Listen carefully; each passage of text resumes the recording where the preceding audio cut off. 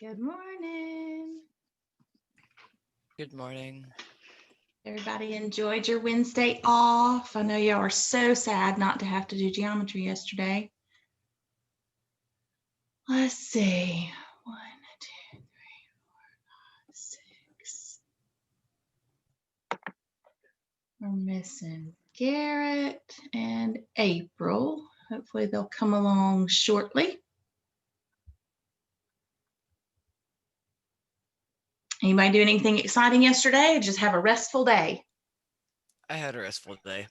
Just a restful day. Me too. Me too. All righty. I guess what we'll do is we'll get ready to start going over. I know that there were some homework items that we had some evens on that we need to go over.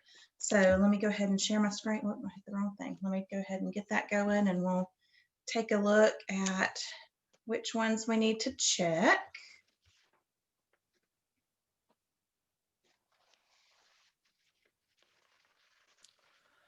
Miss Jennifer. Yes.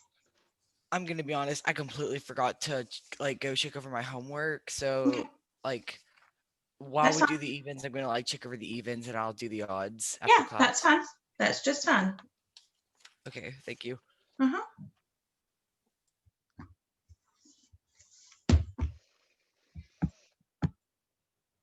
Get my screen where I can see if they try to join in. I had to catch myself when I was logging in today to look for the Thursday class, not the Wednesday class. Didn't get my screen to stretch.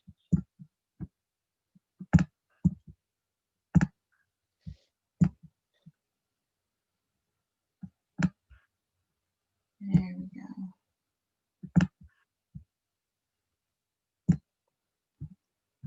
And then participants, pull that up.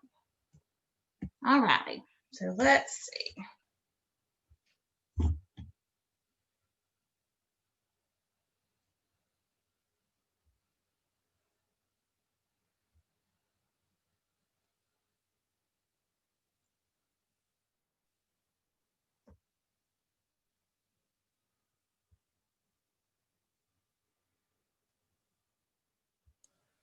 Also, I had some questions on the homework, some of the homework.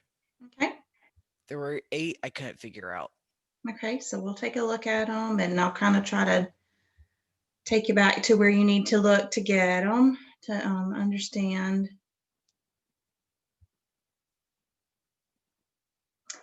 Okay, so have we checked?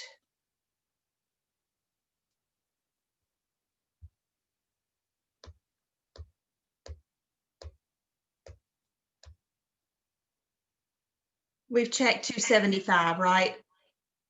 I think it was just last week's homework that we needed to go through. So let's take a look at, it was 5.3 and 5.4, is that right? We had 5.1, 5.2, 5.3, and 5.4. We do need to do 5.1. Okay, thank you. Glad y'all keep me straight. Okay, so that'll be good because that'll give us a chance also. I've been wanting to kind of do a quick review. So what we'll do is we'll just kind of start by reviewing starting at 5.1. So go ahead and in your book, open up to page 2, what is that, 264? Go ahead and open up to 264. And we're going to review these terms that we've been talking about because we're talking about different bisectors, and we're going to be looking at segment or line bisectors, we look at angle bisectors, and then we look at different bisectors of triangles. And so we're going to kind of go through all of them and do kind of a review, and then we'll check our homework as we get to each section. Okay, so starting on page 264, talking about perpendicular bisectors. So y'all know that I'm big about whenever I say a word, I want you to picture something. So what do we need to think of when we hear the word perpendicular?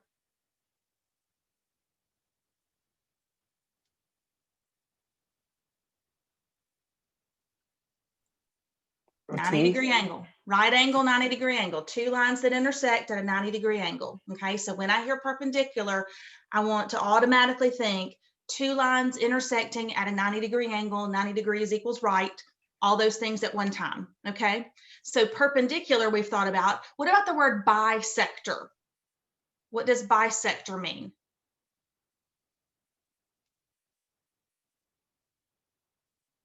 Means it cuts it in two equal parts. Okay, so a perpendicular bisector is when I have two lines that intersect at a 90-degree angle, and the line that it's intersecting is cut in half. Either side of where it's cut is congruent. Okay, so when I look at this picture here, I can see that my blue line is the perpendicular bisector. It is bisecting segment AB. That means from A to the intersection point is congruent to B to the intersection point. Okay, so when I hear perpendicular bisector, that's what I'm thinking. Okay, so then we move on and let's take a look.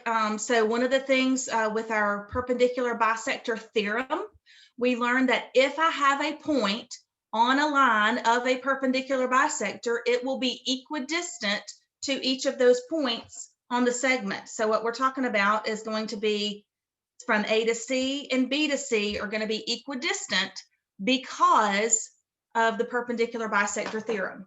So therefore, if there's a point on the line, they will be equidistant, or if there's a point on the bisector, they will be equidistant to points on the segment, okay, to the endpoints of the segment.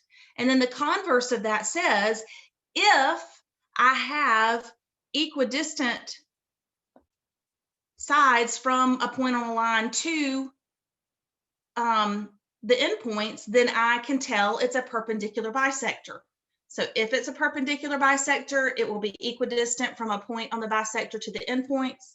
If I have equidistant lengths from a point to endpoints, then it is a perpendicular bisector. Okay, so we've got those two theorems that tell us that, and it helps us to understand congruence. By knowing that it is equidistant from a point to the endpoints, then I can tell if I knew one measure, I could find the other. Same thing with my segment on my line, or my segment that's being bisected. I know that that perpendicular bisector is cutting that in half. Therefore, either side of that intersection will be congruent. Okay. Then we looked at angle bisectors. And so we said an angle bisector is where I have a bisector that intersects an angle. So when that perpendicular and when that angle bisector intersects, we can see that not only does it cut that angle in half, therefore I've got two congruent angles. I also can see that because I've got just the same as the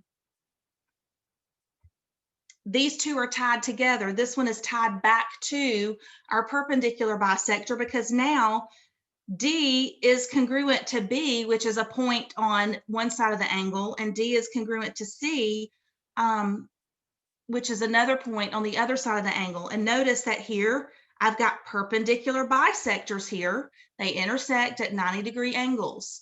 And so I'm kind of putting the two together. So therefore, if it's a if it's an angle bisector,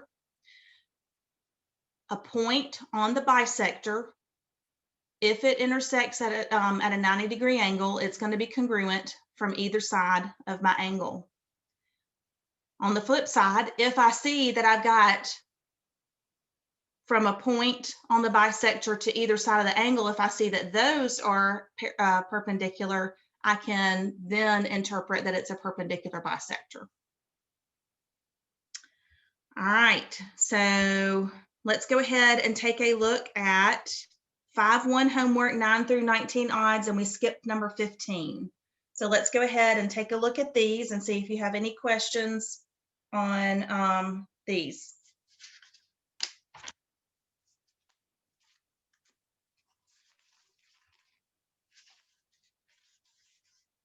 Okay, so no questions on 268. Let's look at 269. Any questions? 21 through 26, all we did. So let's take a look at that. So we've got some evens here just to make sure you got them right. Okay. So I'll go ahead and write them on here. So 21 was B, 22 was A, 23 was C, 24 was F, 25 was D, 26 was E. Any questions on any of those? So that's your 5-1 homework on page 269. All right, we'll keep on going. So we've talked about two types of bisectors, a segment, line, or ray bisector, and we've talked about an angle bisector, okay? Now we're going to move on. 252, bisectors of triangles, okay? So we've looked at segments and we've looked at angles. Well, if I put segments and angles together and I have 3 segments that join at 3 angles, I have a triangle. So we're relating that same type of concept now to our work with triangles, okay? When we talk about the perpendicular bisector of a triangle, it is going to be a perpendicular bisector. Remember, it intersects at 90 degrees, cuts the side in half. So I've got 2 congruent sides now, okay? And we talked about how because a triangle has 3 sides, it's going to have 3 perpendicular bisectors. So when we looked at our different types of triangles, we said an acute triangle. Remember, this is where my this one is my perpendicular bisector that cuts those 2 sides in half. This one cuts these 2 sides in half. This one cuts these 2 sides in half, okay? So remember, they intersect at a 90-degree angle and cut them in half, okay? And when it cuts those sides in half, we know that they are congruent, okay?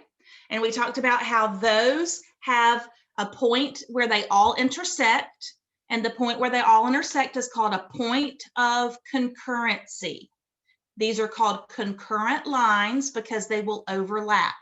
The point of concurrency is where they all intersect, okay? So the point of concurrency for an acute triangle is inside the triangle. The point of concurrency of a right triangle is on the hypotenuse.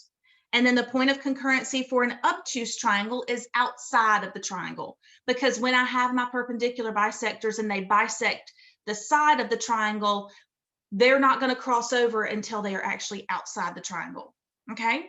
Now, one of the things that we looked at was our point of concurrency for triangles, for bisectors, perpendicular bisectors. We learned that we call that the circumcenter of the triangle. So point of concurrency for perpendicular bisectors called the circumcenter of a triangle. All right, and then we looked at the concurrency of perpendicular bisectors of a triangle. So we looked at the fact that the perpendicular bisectors of a triangle intersect at the point that is equidistant from the vertices of the triangle. The key there is vertices. So if I'm looking at my perpendicular bisectors, that's going to be my blue lines here, okay? My blue lines make that point of concurrency. But because I have that point of concurrency, now I know that my point from that, or my distance from that point to each vertex is going to be congruent, okay? So my perpendicular bisectors show me the point from which the distance will be equidistant to each angle, okay? So I have to have one to be able to show me the other.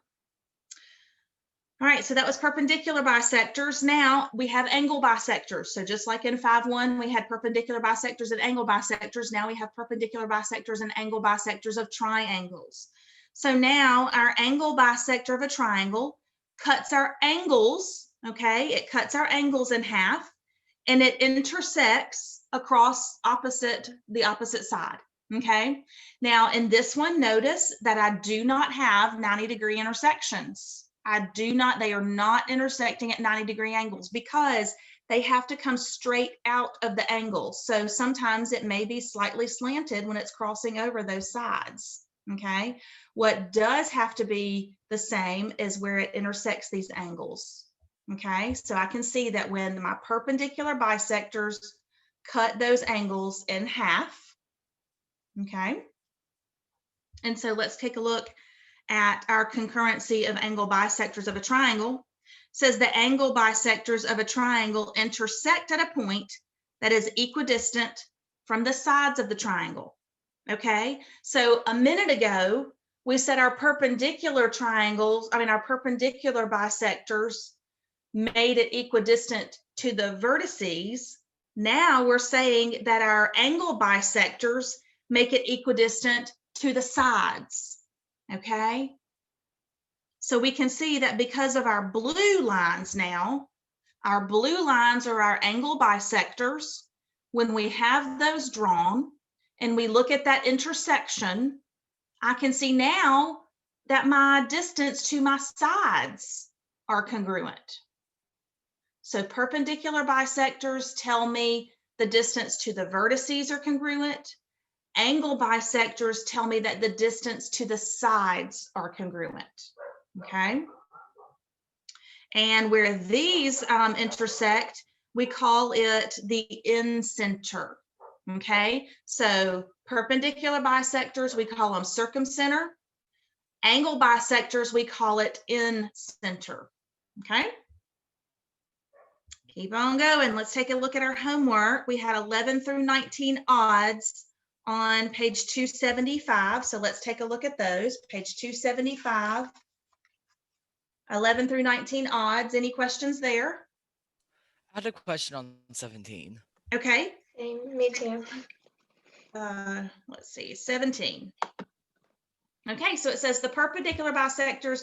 And Kaylee, was this one asked about too? And I don't think I ever got back to you, did I? Sorry. Yes, ma'am. But that was fine. I kind of halfway figured it out, I think. So we'll see. Okay. Well, let's go through it, okay? Because I remember we talked about 19, but then I didn't go back with 17.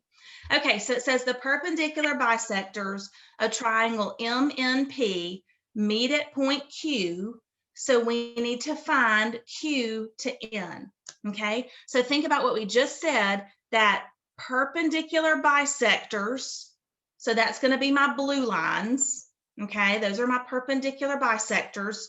If I have perpendicular bisectors, that tells me that my red lines are all congruent, okay? So now, when we look at that, let's see, let me erase what I just drew.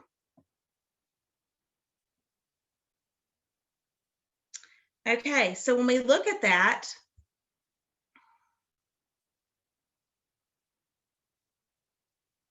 what I have to think about here is notice when you're trying to figure out how to solve something, you've got to think about what information did they give me?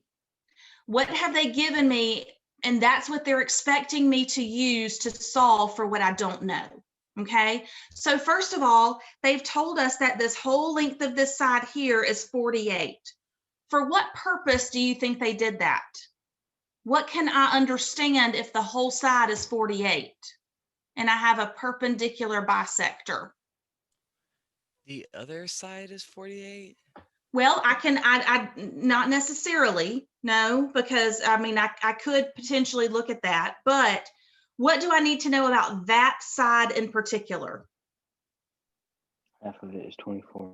Half of it is 24. So this side is 24 and this side is 24.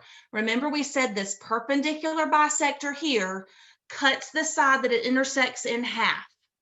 So now I know that this side of my triangle is 24.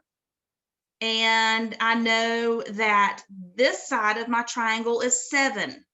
Okay? Because we know that these are perpendicular bisectors, what do I know about all of my red lines? They're all 24? No. This black line is 24, not the red line. But perpendicular bisectors tell me that all of my red lines are going to be congruent.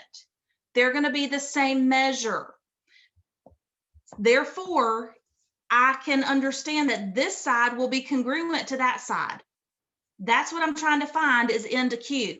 So if I can find PQ, then I know NQ. Now, let's take a look at this. I have this triangle right here, and it is a right triangle, and I know two sides of my right triangle. How can I find my third side? If I know two sides of a right triangle, how can I always find the third side? Pythagorean theorem. Pythagorean theorem. A squared plus B squared equals C squared. Okay, remember Pythagorean theorem applies to right triangles. If I have two sides, I can plug in the two that I know and solve for the one that I don't know. Okay, it just so happens that this one is the hypothesis that I do not know. The hypothesis, good grief, the hypotenuse. So I don't know my hypotenuse. And remember, C squared always has to be the hypotenuse. Okay, it does not matter if I say 24 is A or 24 is B and 7's A or 7's B. Doesn't matter. So I'm going to go ahead and say 24 squared plus 7 squared equals C squared. I'm going to plug in A and B because those are the two that I know. I do not know C squared. So 24 squared is going to be 576 plus 7 squared is 49 equals C squared. 576 plus 49 is 625. Okay. Now, whenever I'm solving, whenever I'm using the Pythagorean theorem, remember, I have solved now for C squared, but I can't stop there. I have to solve for C. So let's think about our inverse operations for a minute. Addition is the inverse of operation and addition is the inverse of subtraction and vice versa. Multiplication is the opposite of division and vice versa. What is the opposite of a square? Divide by 2. Not dividing by 2. Division is the opposite of multiplication. What is the opposite of squaring? Subtract. No. Square root. Okay, so think about if I have 5 squared equals 25, then the square root of 25 equals 5. Okay, so the opposite, when we're talking about how to undo a number squared, I have to take the square root of it. So that's what I have to do with Pythagorean theorem. I've got C squared. I need to find just C. So to find C, I have to take the square root of C squared. Therefore, if I take the square root of C squared, then I have to take the square root of 625. Okay, so go ahead and start thinking about these as inverse operations. If I've got C squared, I need to take the square root of it. If I take the square root of that, I have to take the square root of the other side. So whether I'm solving for A, B, or C, no matter what, once I get to this point, I've got to take the square root of both sides. Okay, so then I look at the square root of 625.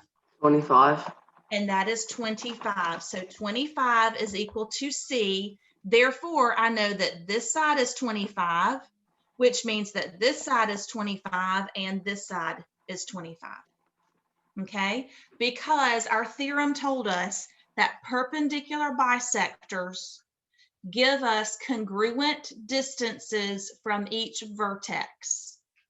Okay, so understanding that, I'm able to know that all of my red lines are congruent. I can solve for one of my red lines and then apply that to the other red lines. Okay. Other questions for 11 through 19 odds?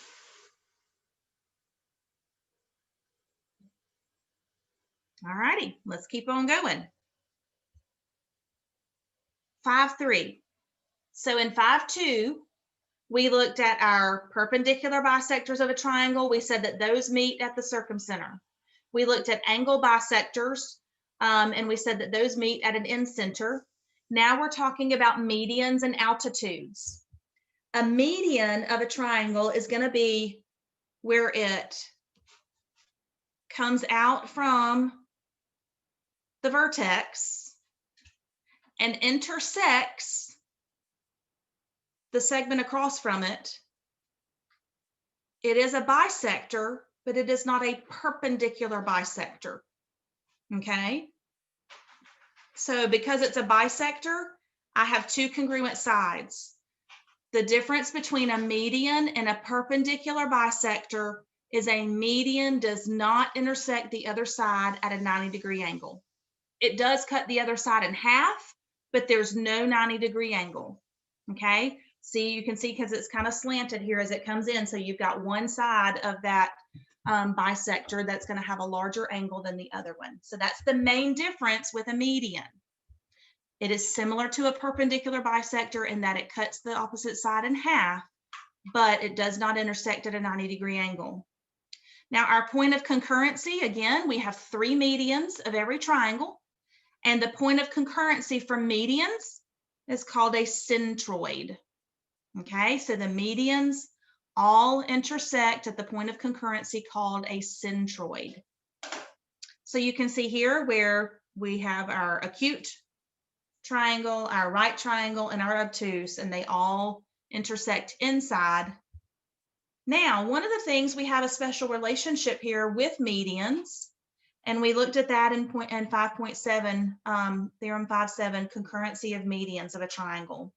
And here we learned that our medians intersect, and where they intersect, the long side will be 2/3 of the side, and my short side will be 1/3. Okay, so my long side before it has that point of concurrency, the longest side is 2/3 of the total length. Therefore, if I know the total length, I can multiply by 2/3 or 1/3 to find the missing. If I know 1/3, I can find the other side for 2/3, and then I can find the whole measure. So I need to know that when I have medians, those are going to be from to the point of concurrency, that my long side is 2/3, my short side is 1/3.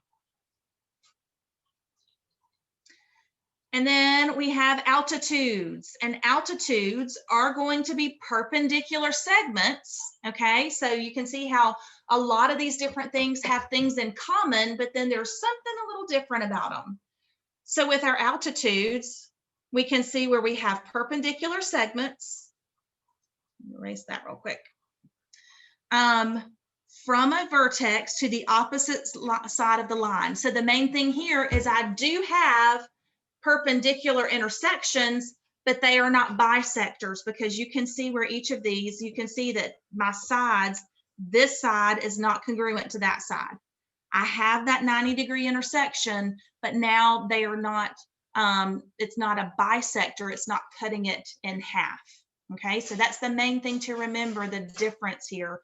An altitude does come from the vertex, just like a median does, but it intersects at a 90-degree angle. Because it has to intersect at a 90-degree angle, it is not bisecting that opposite side. Okay. Now, these all, the point of concurrency for our altitudes are called the orthocenter. So we've got 4 points of concurrency based on our perpendicular bisectors, angle bisectors, medians, and altitudes. We have a circumcenter, an incenter, a centroid, and an orthocenter. Okay, so those are the different names based on, is it a perpendicular bisector, an angle bisector, a median, or an altitude. Okay, so it's going to be important that when you see these drawn, that you know which is which. Okay, you've got to be able to look at it and say, okay, does it intersect at a 90-degree angle? And do I have two congruent sides where that intersection took place? Does it have a 90-degree angle, but they are not congruent sides? Do I have congruent sides, but there's not a 90-degree angle? I've got to be able to understand these different drawings. Okay. So in this section, we learned about the concurrency of altitudes of a triangle. And it says the lines containing the altitudes of a triangle are congruent. So we can see from A to E, B to F, and C to E, those are C to D are the altitudes. So AE, BF, and CD intersect at point H. All right. So let's look at the homework for this section. We had 8 through 12 all. So this is where I need to go ahead and tell you guys the rest of the answers for the evens. So this is on page 282. So let's look at number 8. Number 8 is 9. Number 9 is 12. 10 is 4. 11 is 48. And then number 12, we knew that EP was 2, EH was 3, so we needed to find PH over EH and PH over EP. So PH over EH is equal to 1 over 3, and PH over EP is equal to 1/2. Any questions on 8 through 12?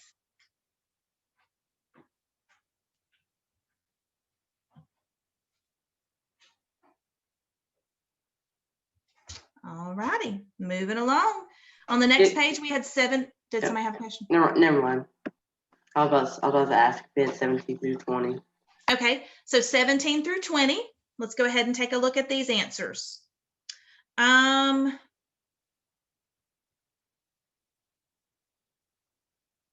I skip over? No. Okay. 17 through 20. So number 17, my ordered pair, it said to find the coordinates would be 5, 0. Number 18 is 6 units. Number 19 is 5, 2. Number 20, okay, so it says find the coordinates of R, the midpoint of MP, and then show that the quotient NT over NR is 2/3.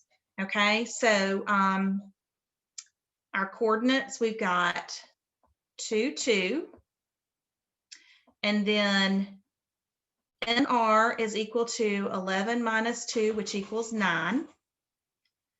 NT is equal to 11 minus 5, which is equal to 6.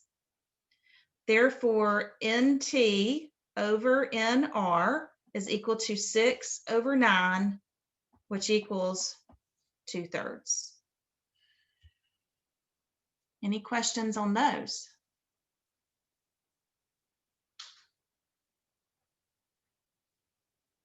Hang on, I'm trying to write it down. Okay.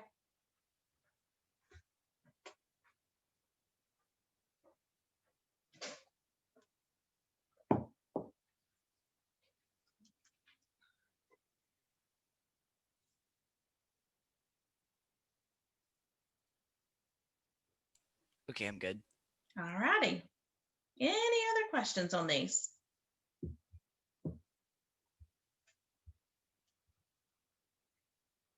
All right. 5-4, we started talking about the mid-segment theorem, okay?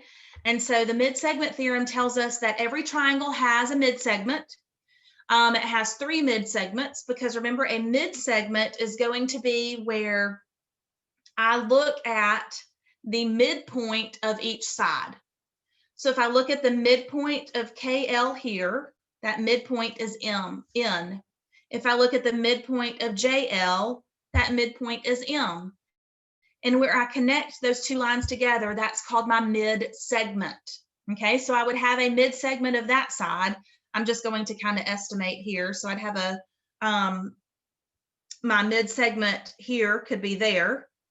And then again, my mid-segment here to here. So notice how my mid-segments connect together to make a smaller triangle inside, okay?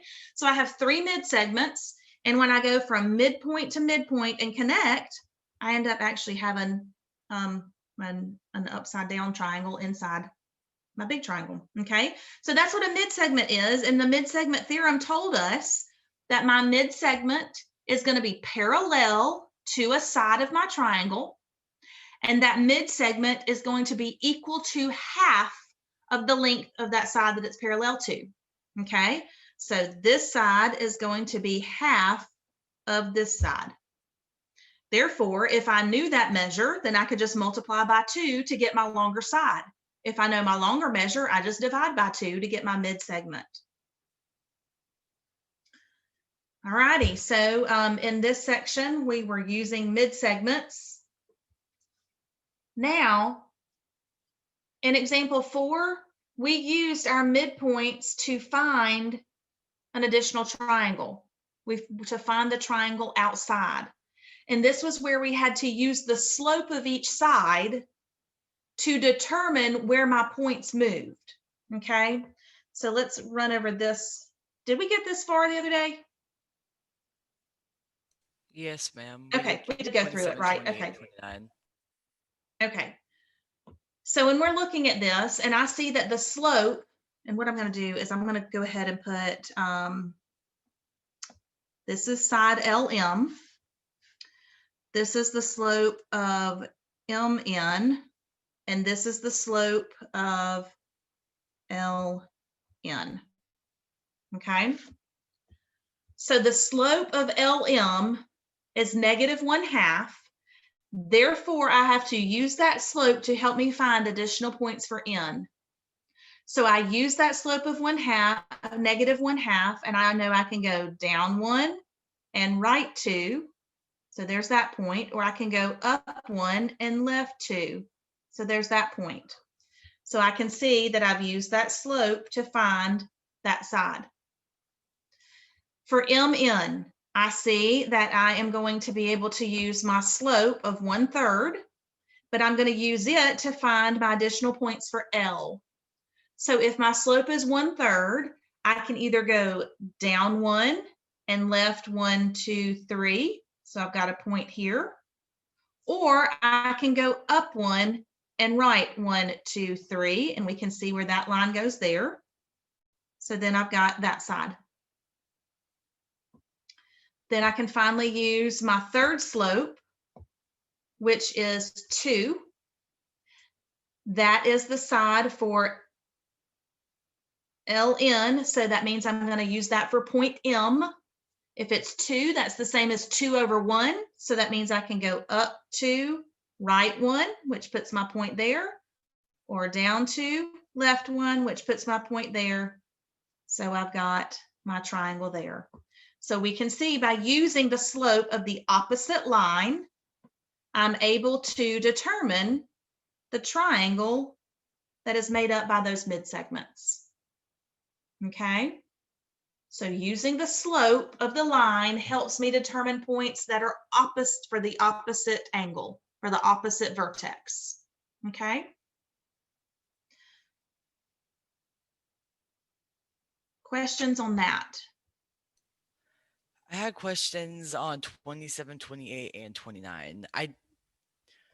Okay. We went over them, but I didn't remember enough of it. Okay, so let's go ahead. Let's start with 12 through 18. So let's look at page 290.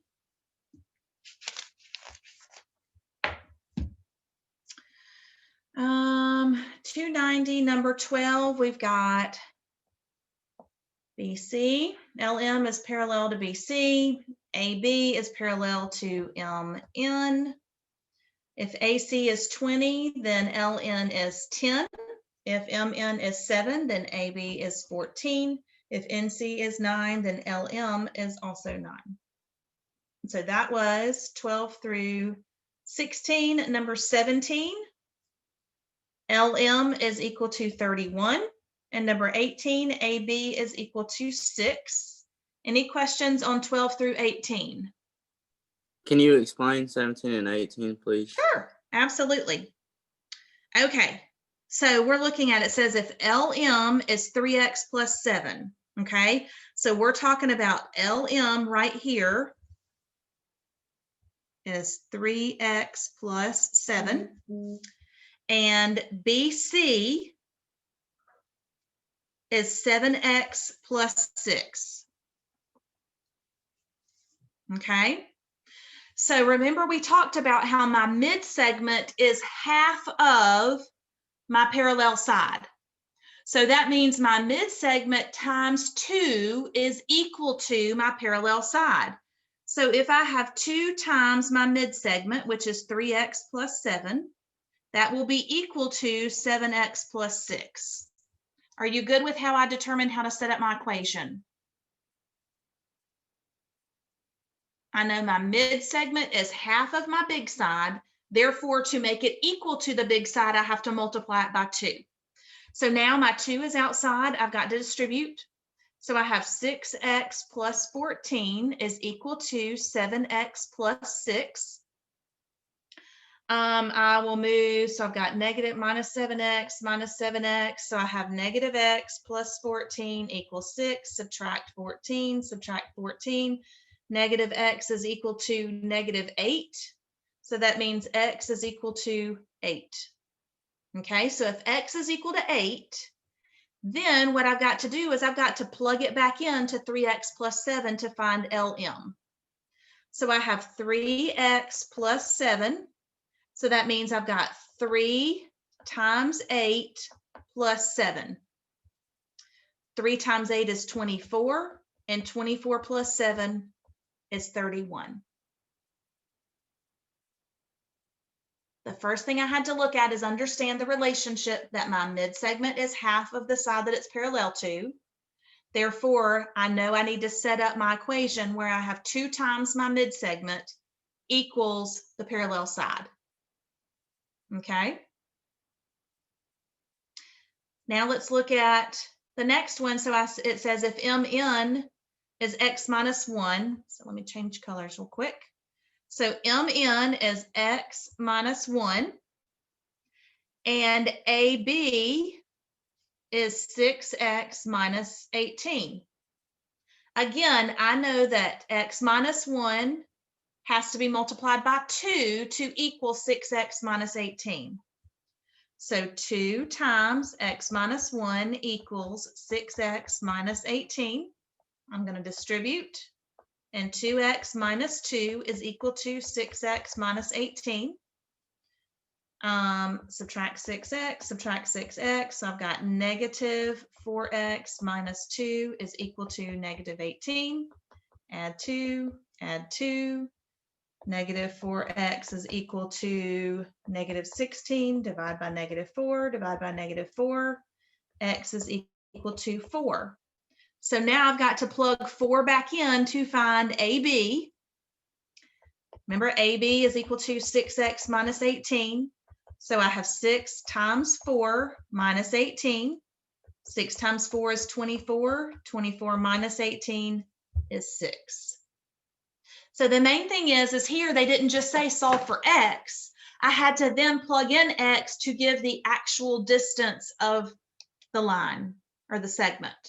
Okay, so I had to use x, plug it back into the variable that they gave me to be able to find the distance of that line.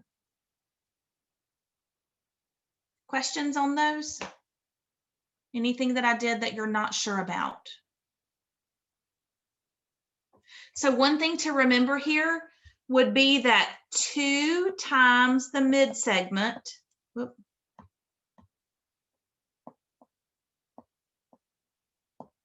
equals parallel side. Okay, so if you know the mid-segment, you're just multiplying by 2, which also means that the mid-segment is equal to half of the parallel side.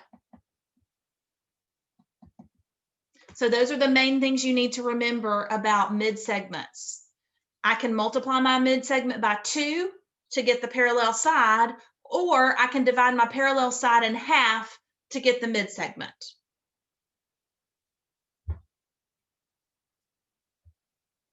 All right, so that was 12 through 18 all. Let's go ahead and look at 27, 28, and 29. All righty, so 27, 28, 29. Number 27, we've got the midpoints of the sides of a triangle, and we have to find the coordinates of the vertices. So let me write down those midpoints real quick, and then I'm going to go to a piece of graph paper. So 7, 1 is L, M is 9, 6, and N is 5, 4. All right.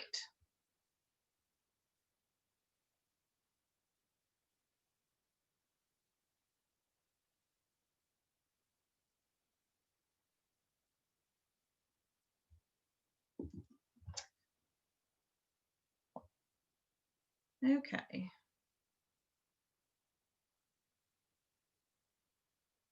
All righty. So my first one, L, I've got 7, 1. So I'm going to go right 1, 2, 3, 4, 5, 6, 7. Actually, I don't think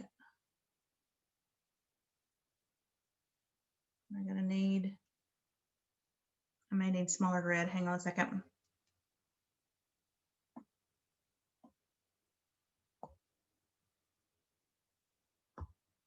Okay. So L is 7, 1. So I'm going to go 1, 2, 3, 4, 5, 6, 7, 1. Okay. M was 9, 6. So 1, 2, 3, 4, 5, 6, 7, 8, 9. 1, 2, 3, 4, 5, 6. So that's M, which is 9, 6. And then N is 5, 4.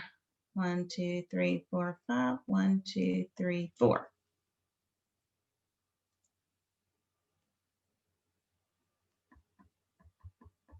Okay. So here is what they gave me. All right.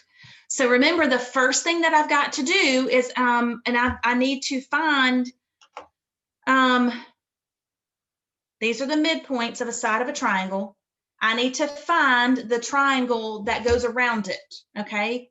So remember, the first thing that I have to do is I've got to find the slope of each side.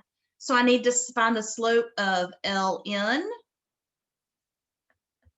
I need to find the slope of LM. That was not an L. LM. And I need to find the slope of MN. That's the first thing I've got to do, is find the slope of each line. So if I'm finding the slope of LN, remember that's going to be y2 minus y1 over x2 minus x1. So I can have 4 minus 1 over 5 minus 7. 4 minus 1 is 3. 5 minus 7 is -2. So that means I've got 3 over -2 or a -3 over +2. I can use either one of those slopes. And that is going to be used for point. What I'll do here is I'll put point M. I'm going to use that to find additional points for point M. Is everybody good with understanding that my slope of LN affects point M because it's the opposite vertex? Now LM, I'm going to find the slope. So I've got 6 minus 1 over 9 minus 7. 6 minus 1 is 5. 9 minus 7 is 2. So that means I've got 5 over 2, or I could have -5 over -2. And that, because it's line LM, that is going to affect point N. I'm going to use that slope to find additional points for point M. I'm sorry. Now MN. Y2 minus Y1. I'm going to have 6 minus 4 over 9 minus 5. 6 minus 4 is 2. 9 minus 5 is 4. Now remember, I want to simplify this. So 2 over 4 is equal to 1/2, which means I could also have -1 over -2, and that will affect point L. So basically, I've said that LN affects point M. LM affects point N. And MN affects point L. Is everybody good with understanding that? Okay. So now I'll start with point M. Point M, we said I'm using the slope of 3 over -2 or -3 over +2. So I can go up 3, left 2. So 1, 2, 3, 1, 2. Or I can go down 3, right 2. 1, 2, 3, 1, 2. So now I see that I've got this line here. Okay. Now point N, I'm using 5 over 2 or -5 over -2. So I'm going to point N and I can go up 5, right 2, 1, 2, 3, 4, 5, 1, 2. And you can see where now I've overlapped that point. Or I can go down 5, 1, 2, 3, 4, 1, 2, 3, 4, 5, 1, 2. Now I can connect those and I've got that side. And then using point L, I know that I've got either 1/2 or -1/2. So from point L, I can go down 1. What did I mess up on there?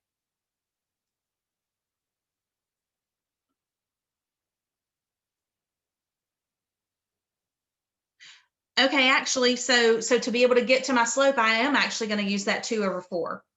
So I can use 2 over 4, which is the same as -2 over -4. So I do want to go ahead because using that -1 over -2 or +1 over +2, if I use that, I would go down 1, right 2, but that's going to put me there. I'd have to go down 1 and right 2 again to get to that overlapping point. Okay, so that immediately I saw that, hey, my vertex is not, or my point is not going to overlap. Therefore, I know I do have to use that bigger slope of 2 over 4. And then same thing, I can go up 2 and right 1, 2, 3, 4, and it hits that point. So the whole thing is that all of my points are going to have to meet to make my larger outside triangle. Okay, but when I did that and I saw that, hey, that point gets me there, it doesn't get me all the way to the side, I knew I needed to go ahead and do 2, 4 or -2, -4. So questions on 17. We had to plot the points they gave us, understanding that those are midpoints, understanding that I can find the slopes of each line that is opposite the midpoint. That helps me to determine additional points to find my triangle on the outside. Any questions on that? All righty, let's go ahead and look at, let's see, let me go back.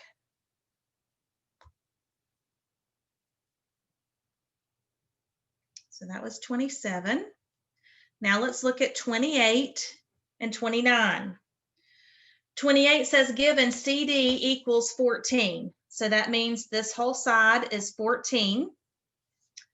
GF is 8. GC, which is just going to be this segment here, is 5. Find the perimeter of the triangle. Okay. So if I know that this side is 14, I already have the length of that total side. So now to find the length of this total side here, if I know this one's 5, then that means this one's also 5. So that side is 10. Now I've got to use my mid segment of 8 to determine this side. And if my mid segment is 8, then that means this side is 16.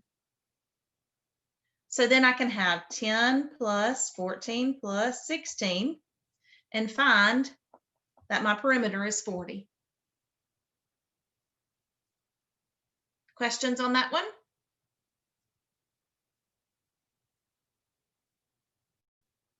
Let's finish up number 29 and then we'll get ready and take a break. All right, 29 says PQ equals 20. All right, so that means this side is 20. SU is 12. QU is 9. And I need to find the perimeter. So again, I know PQ is 20, so I'm good with that side. If I know that I need to find QR, I know that this side is 9, therefore this side is 9, so my total is 18. Using mid-segment, if this is 12 here, then this side is going to be 24. So I have 20 plus 24 plus 18. Are we finding the perimeter of the inside triangle? Yeah, we are. So let me back up for a minute. I just was jumping on to do the other. Go back for a minute. Okay. So we know 20, 12, and 9. Okay. So if this side, if we said this side was 18, then what do we know TS is? 9. 9. And if this side is 20, then what is TU?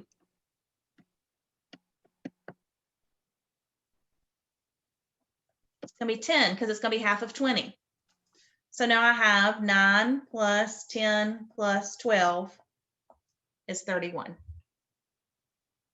Okay, so I can find the perimeter of either my inner triangle, my perimeter of my mid segments, or I can find the perimeter of the outer one using what I know about mid segments. Okay.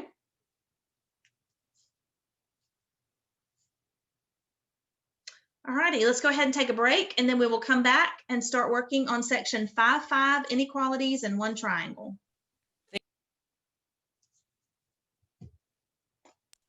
Thank you. You're welcome.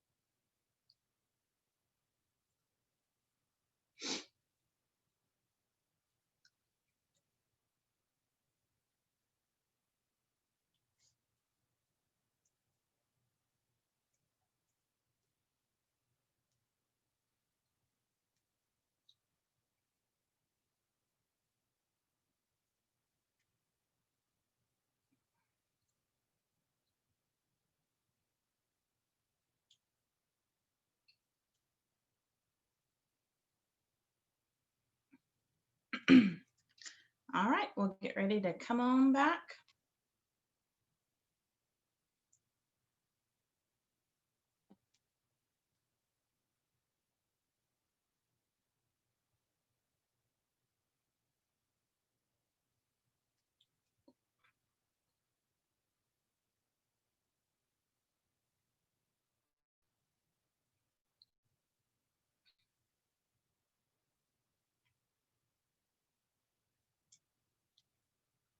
All righty. So now we're going to be looking at section 5.5, inequalities in one triangle. So we know when I talk about inequalities, we're talking greater than, less than, greater than or equal to, less than or equal to, not equal to, all of those different things qualify as an inequality. But there are different things within triangles that are not equal that we can determine based on the sides and angles. And so if we look at this different picture, we can see that when we look at a triangle, the longest side of a triangle is going to be opposite the largest angle. And the shortest side of my triangle will be opposite the smallest angle. So if I'm trying to put my angles in order from least to greatest, I'm going to use my sides to determine that. If I want to put my sides in order from least to greatest, or greatest to least, I can use my angles to determine that. So the first thing, theorems 510 and 511. Theorem 510 says if one side of a triangle is longer than another side, then the angle opposite the longer side is larger than the angle opposite the shorter side.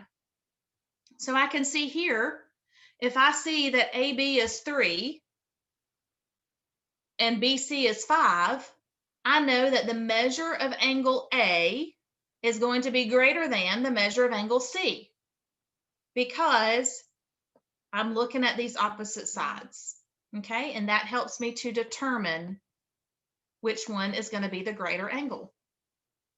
Likewise, I can use my angles to determine which side is longer. So 60 tells me that this side is longer than this side because the angle opposite is 40.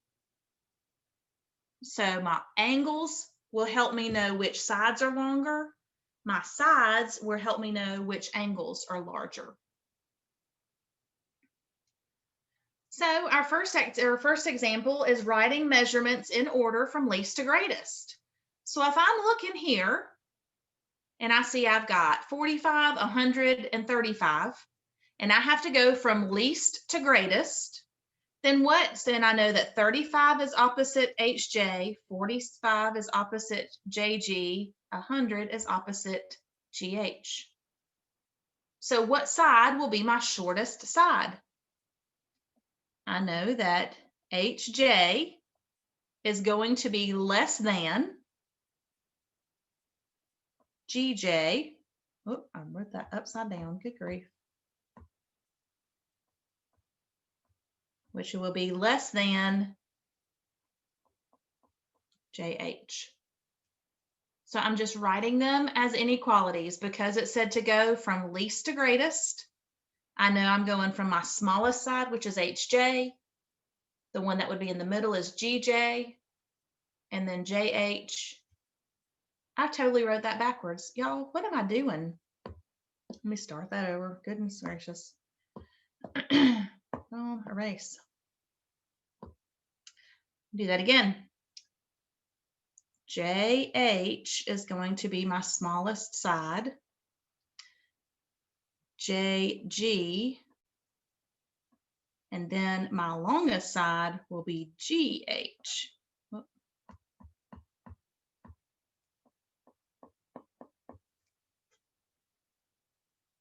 Okay. And you can see right below it the solution. Let's look at letter B. Now I've got my sides, and I know that 5 is opposite of R, angle R. 7 is going to be opposite of angle Q. 8 is opposite of angle P. Okay. So now I can write this as the measure of angle R is less than the measure of angle Q, which is less than the measure of angle P. Or you could, so because QP is less than PR, which is less than QR, then I can put my measures of my angles in order. Any questions about that? So if you're ever asked which one is the smallest angle, look for the smallest side. If you're ever asked what's the smallest side, look for the smallest angle opposite those.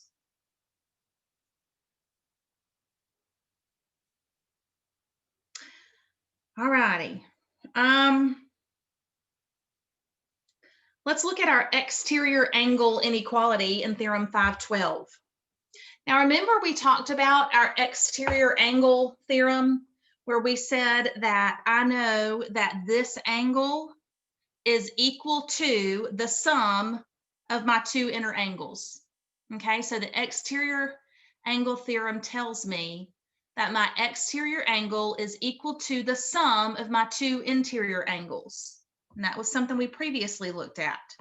Now what we're looking at with the exterior angle inequality, it says that the measure of angle 1, the measure of an exterior angle of a triangle is greater than the measure of either of the two non-adjacent angles. So that means that the measure of angle 1 is going to be greater than the measure of angle A, and the measure of angle 1 will be greater than the measure of angle B. All right, A will be less than my exterior measure, B will be less than my exterior measure, but remember we learned previously that the measure of angle 1 is equal to the measure of angle A plus the measure of angle B. That's my equality theorem. My inequality theorem says that that exterior angle will always be larger than either of my interior angles. But if I add those interiors together, it equals that one outside.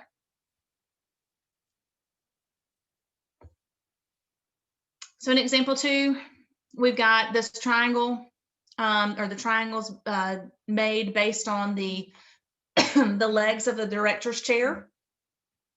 And so we can see we've got triangle ABC. Okay. So it says in the director's chair shown, AB is congruent to AC and BC is greater than AB. What can you conclude about the angles in ABC? Okay, so let's look at it. If AB is congruent to AC, I'm going to mark that with congruent lines. Okay.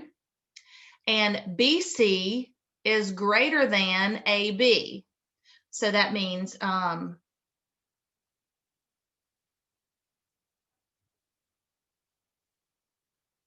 mark that wrong.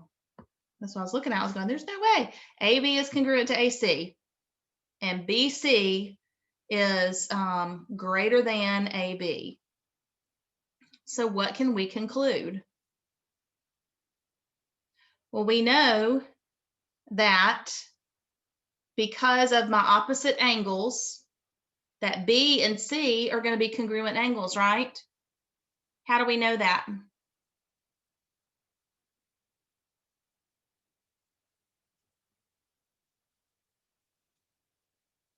We know that those are going to be congruent because they're opposite those congruent sides. Okay.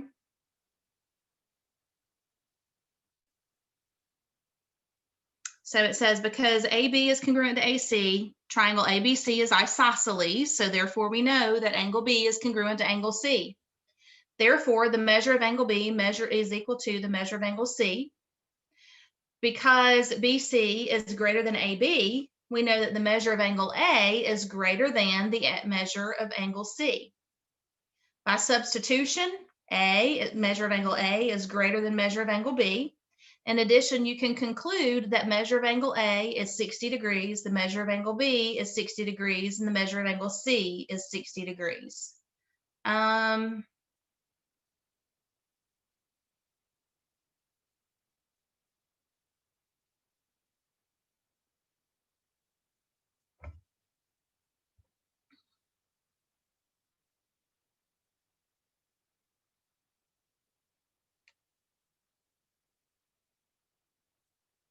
let me think through that for a minute because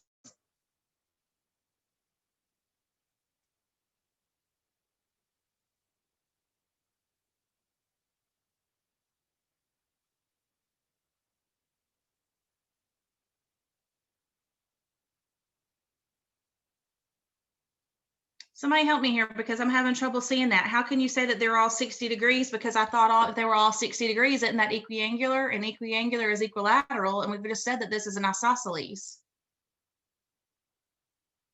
What am I missing? I think it was saying that you can only, at that point, can only conclude that it is an isosceles, but since you also found that every angle equals each other, then you can conclude that it's equiangular and Ah, equilateral. gotcha. Thank you. That was what I was missing, was that substitution part, saying that angle A and angle B are the same. By saying that was the same, then that means those are congruent. Totally missed that part. Thank you. That's why I was going, I'm missing something here. Okay. So using the triangle inequality. So it says not every group of 3 segments can be used to form a triangle. The lengths of the segments must fit a certain relationship. Okay. So it says construct a triangle with the given group of side lengths if possible. So if we got out a ruler and I said, I've got a 2 by 2 by 5. Okay, so I did 2 and 2 and 5. You can see that they are not going to join there. Okay. Look at letter B, 3 by 2 by 5. If I have one side is 3, one side is 2, and one side is 5, they're still not going to join, no matter which side I make 3, which side I make 2, which side I make 5. C, 4, 2, and 5. 4, 2, and 5 will join together to make a triangle. Okay. So it says, by looking at this, we can see that the sum of the first and second lengths of a triangle must be greater than the third length.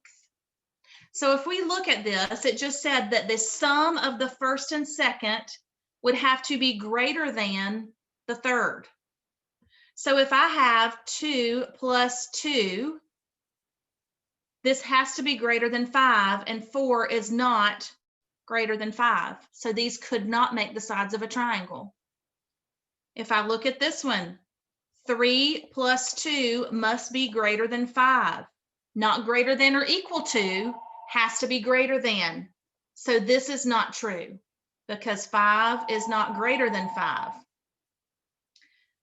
Here, 4 plus 2 is greater than 5. 4 plus 2 is 6, and that is greater than 5.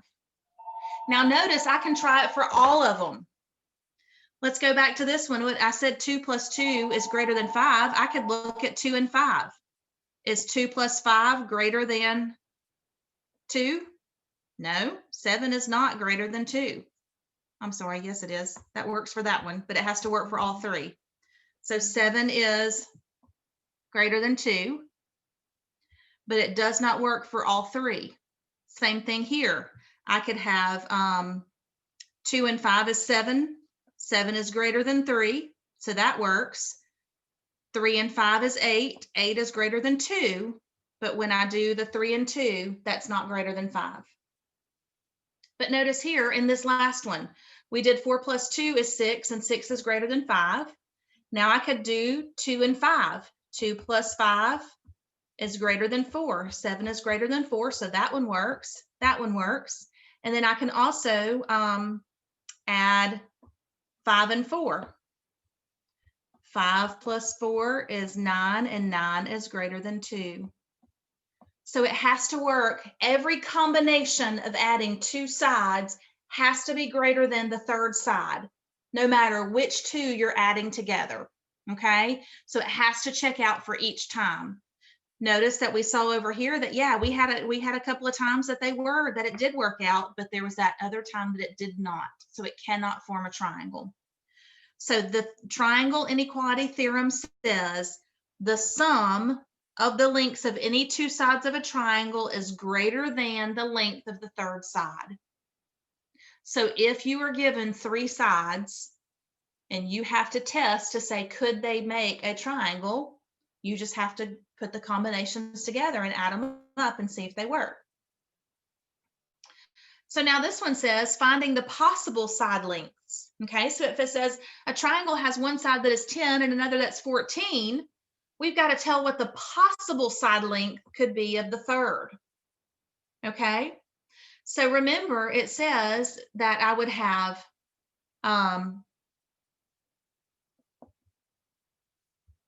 side 1 plus side 2 has to be greater than side 3. Okay, that's our rule. Side 1 plus side 2 has to be greater than side 3. So if I have side 1 is 10 and side 2 is 14, that has to be greater than our other side, than our third side. So 10 plus 14 is 24. So we know that our third side has to be greater than 24. Okay.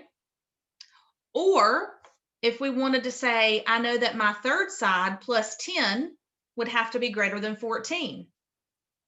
Therefore, I know that my side has to be greater than 4. Or I could say x plus 14 has to be greater than 10. So therefore, x has to be greater than -4. Remember, I can't have a negative anyway. I can't have negative distance. So when I'm looking at all of these, I have to see that my third side is going to have to be greater than 20, or that 24 is greater than my side. So my side has to be, I haven't drank all my coffee and I'm just totally backwards. I can see that my third side is going to be greater than 4, but less than 24. Okay, so I can see that 4 is less than x, which is less than 24. Remember, I couldn't use this because it comes out to be a negative number. So I've got to look at my two sides and I can put it as an inequality. And I know that my side has to be between 4 and 24. Okay, so let's go ahead and look at our guided practice for this section.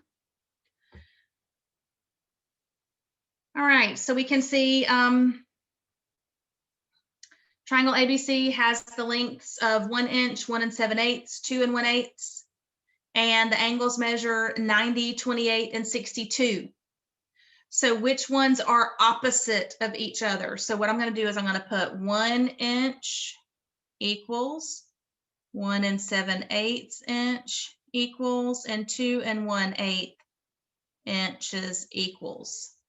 So which angle would be opposite my 1 inch side? These are my sides. These are my angles.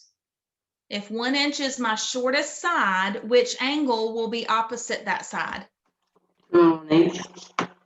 28 degrees, because it's my smallest angle. Which one will be opposite 1 7/8 inches? 62. 62 degrees, and then 90 degrees would be opposite my longest side. Okay. So again, what could we conclude here? If my longest side is opposite 90 degrees, what kind of triangle do I have?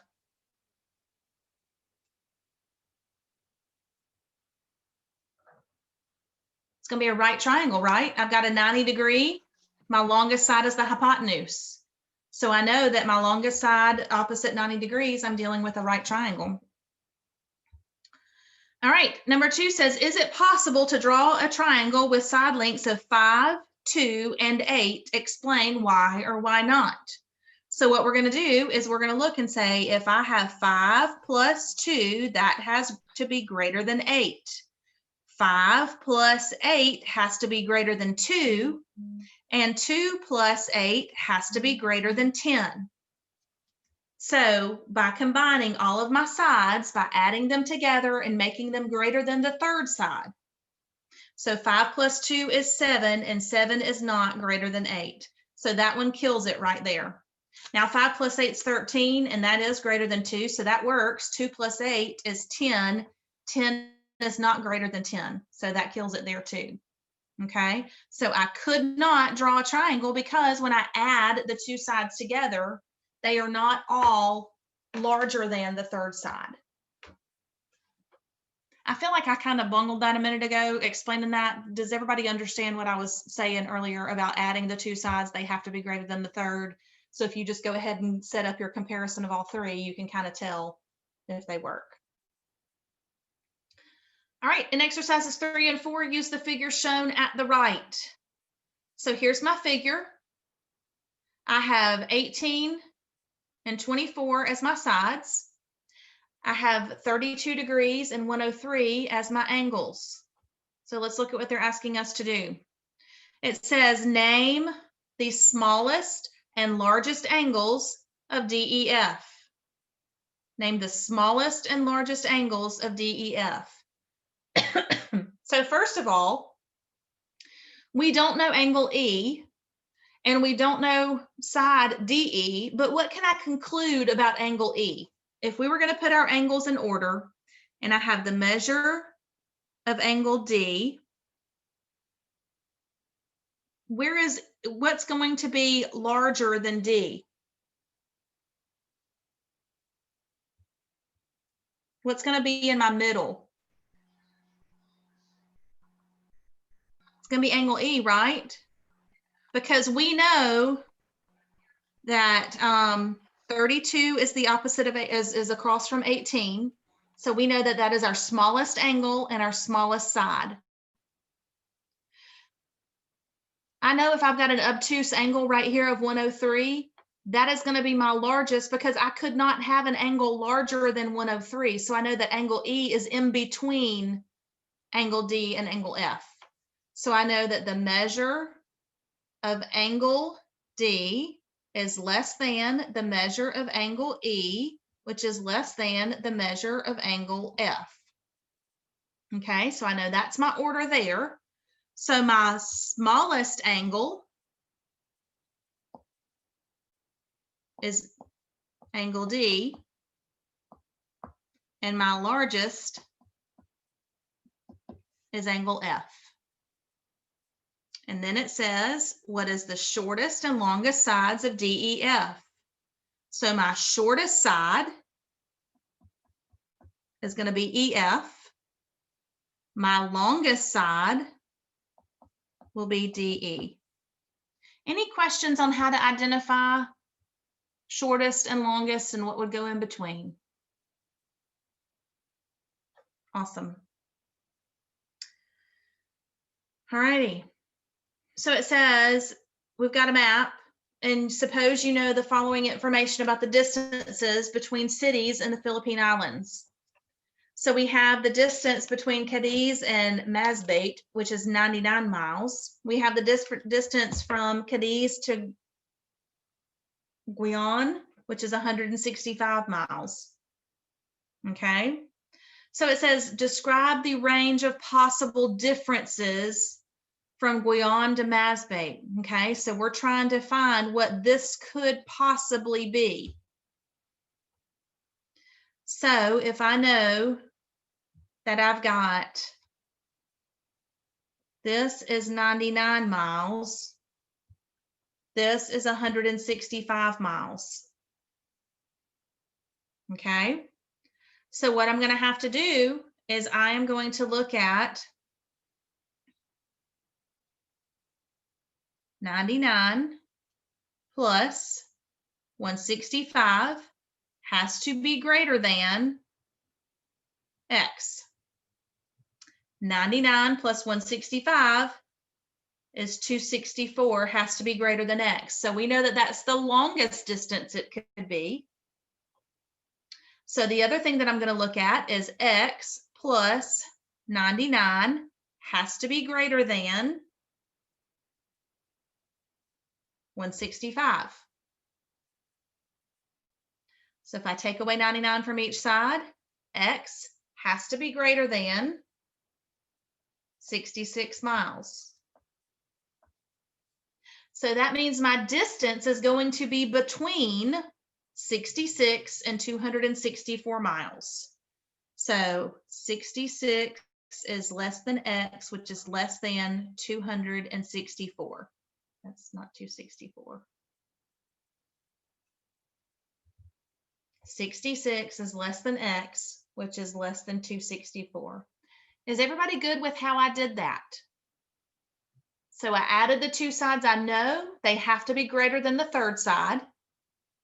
Then I take my variable, my unknown, and add it to my smallest side and make that greater than my other side. And that tells me the range. Okay. All right. So in this section, comparing side lengths and comparing angle measures. Let's go ahead and do number 6 through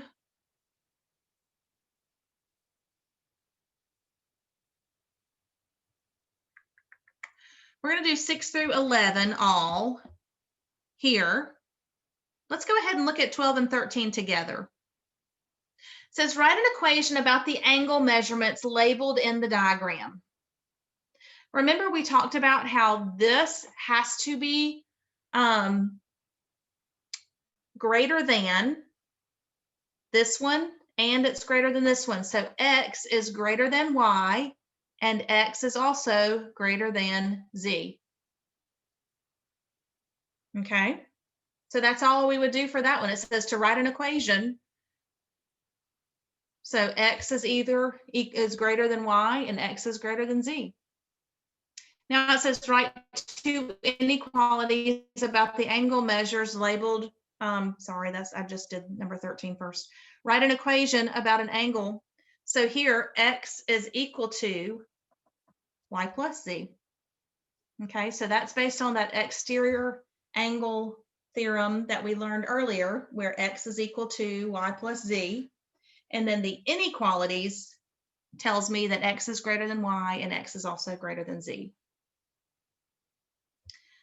All right, 14 through 19, ordering sides. List them in order from shortest to longest, and then list your angles in order from smallest to largest.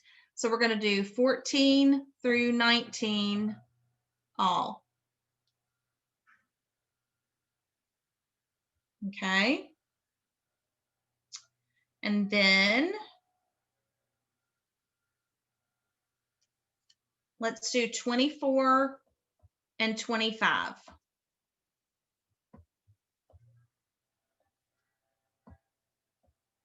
Notice that in 24 and 25, it says solve the inequality AB plus AC is greater than BC.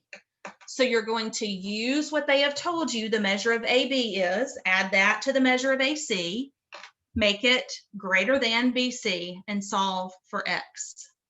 Same thing for number 25.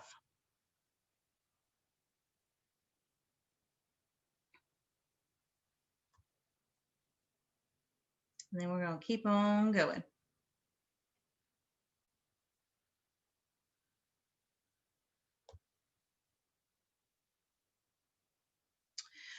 All right, so 5, 6, indirect proof and inequalities and two triangles. So basically, we're not going to focus too much about the indirect proofs. What we're going to do is we're going to move on to goal 2 using the hinge theorem. Okay. So the hinge theorem, it says if two triangles show, in the two triangles shown, notice that AB is congruent to DE. Okay, so this is where we are now using two triangles. We see that we've got one hash mark here and one hash mark here. So by the drawings, they're telling me that those two sides are congruent. And then BC is congruent to EF because they've put 2 hash marks, okay? So based on the drawing, I can tell that. But you can see that angle B is greater than angle E because B is 122, E is 85, okay? It says it appears that the side opposite the 122 angle is longer than the side opposite the 85 angle. This relationship is guaranteed by the hinge theorem below. So the hinge theorem says if 2 sides of one triangle are congruent to 2 sides of another triangle, and the included angle of the first is larger than the included angle of the second, then the third side of the first is longer than the third side of the second. So basically it's saying these 2 sides are congruent, these 2 sides are congruent, but this side will be longer because this angle is larger. Okay? 2 of the sides are congruent, but the third side of one will be longer than the other if the angles are different.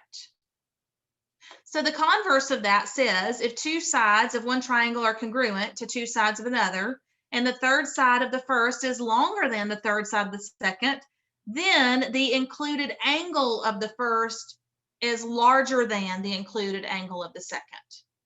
So in this one, I see that I've got congruent, congruent, but this side is 7, this side is 8. Therefore, I can conclude that the measure of angle A is greater than the measure of angle D. And this is called the hinge theorem. Okay?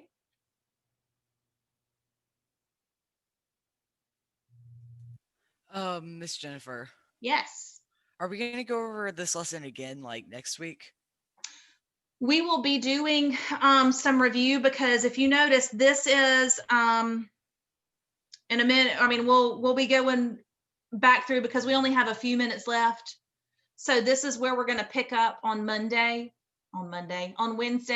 So next Wednesday, we are going to be picking up on finishing this section. We'll be doing a review of the whole entire section because this is the last section in chapter 5. Okay. Okay, thank you. Yeah, so we'll be looking at this again, but the main thing to remember is with that hinge theorem, okay, I'm comparing 2 triangles. I've got 2 sides congruent, the third side is not, and I have to figure out which one is longer than the other one. I do that based on the measure of the angle, okay?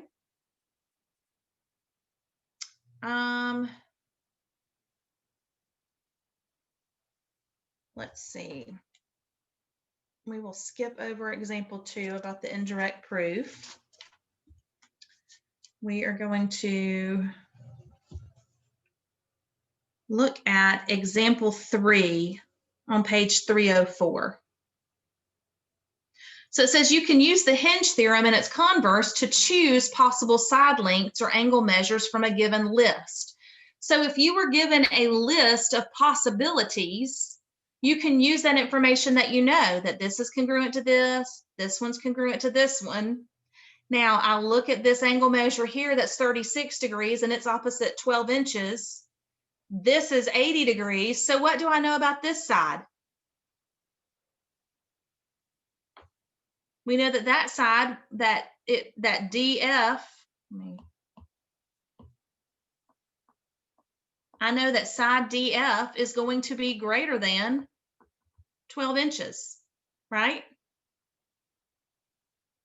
So I know that it's going to be greater than 12 inches. So letter A says, which of the following is a possible length for DF? Well, it could not be 8 because it has to be greater than 12. It could not be 10 because it has to be greater than 12. It could not be 12 because it has to be greater than 12. So your only option would be 23 inches.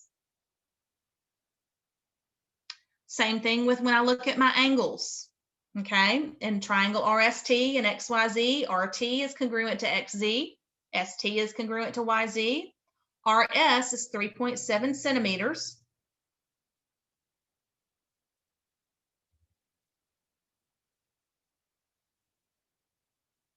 XY is 4.5 centimeters, and MZ, the measure of angle Z, is 75 degrees. So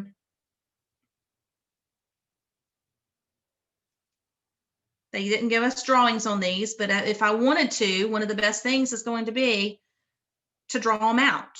Okay.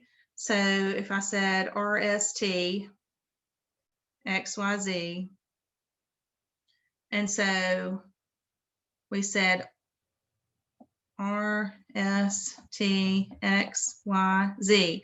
Now, anytime you do this, it's not necessarily going to be to scale. So you've got to remember, I cannot go based on what it looks like. I've got to go based on the measurements that I'm given. So RS is 3.7 and XY is 4.5. So we've already said that RT is congruent to XZ. So RT is congruent to XZ, and ST is congruent to YZ. So I know that if this side is 3.7 and this one's 4.5,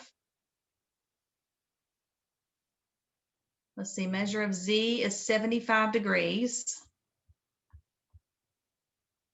Then I know that this angle here is going to have to be, so the measure of angle T has to be less than 75 degrees because RS is less than XY.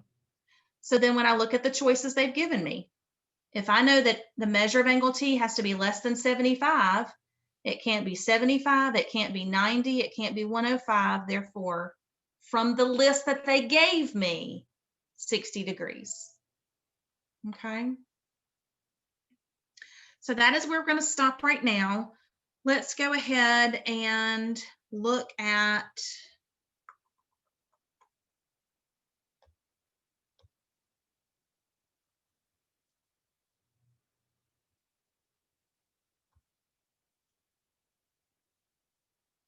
let's go ahead and do